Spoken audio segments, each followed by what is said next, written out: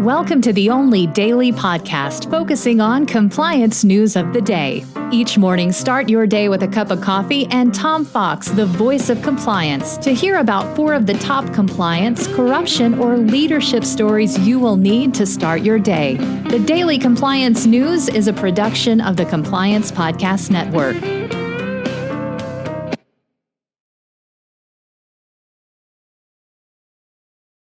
Look, 2020 has proven to be the year of many things, and the same for 2022.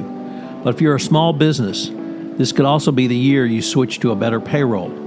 Gusto wasn't just built for small businesses, it was built for the people behind them. Their online payroll is easy to use. Gusto can automatically calculate paychecks and file all your payroll taxes, which means you have more time to run your business. Plus, Gusto does way more than payroll. Gusto helps with time tracking, health insurance, 401ks, onboarding, commuter benefits, offer letters, access to HR experts. You get the idea.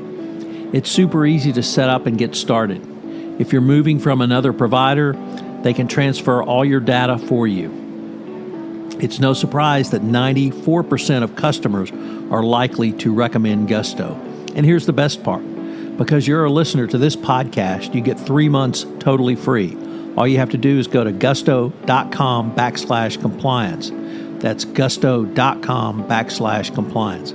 I'm telling you, you're going to love Gusto. Get started today.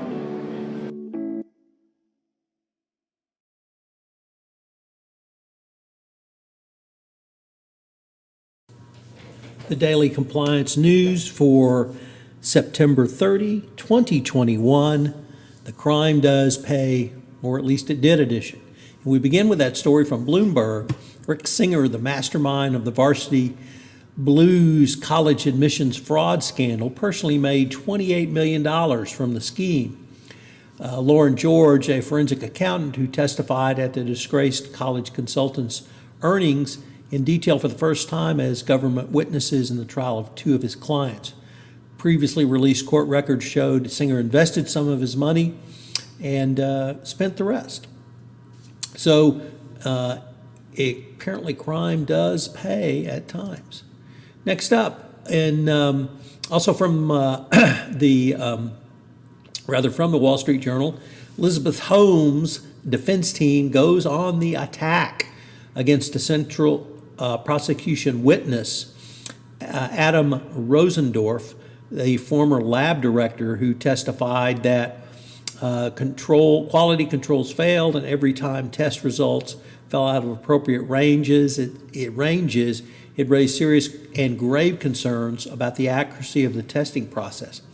However, attorneys for Holmes took an aggressive stance, pushing him to say he was coached by prosecutors and the answers he gave.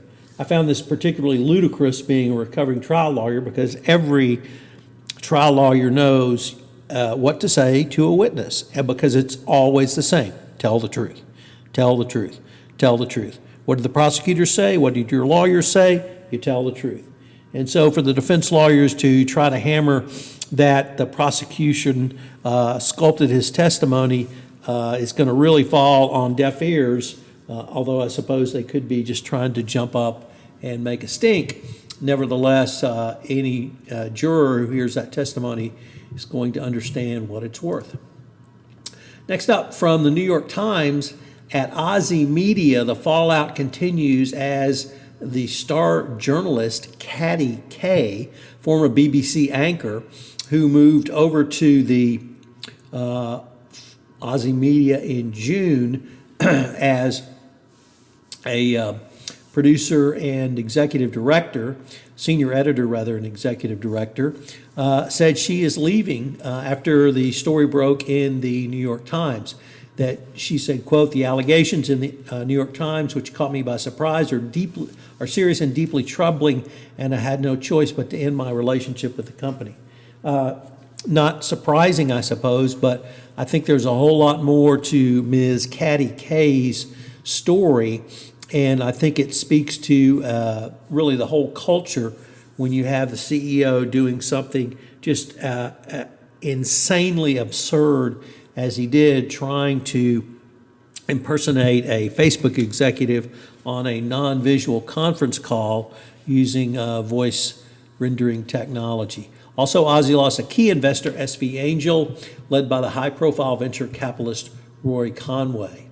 So pretty damning fallout from, for Ozzie. And we conclude with a story from the Wall Street Journal that the digital bank N26 was fined for delayed money laundering reports by the German finance regulator BaFin. The Daily Compliance News is a production of the Compliance Podcast Network and a proud member of C-Suite Radio. Thanks so much for listening. I hope you'll join me again tomorrow. This podcast is a part of the C-Suite Radio Network. For more top business podcasts, visit c-suiteradio.com.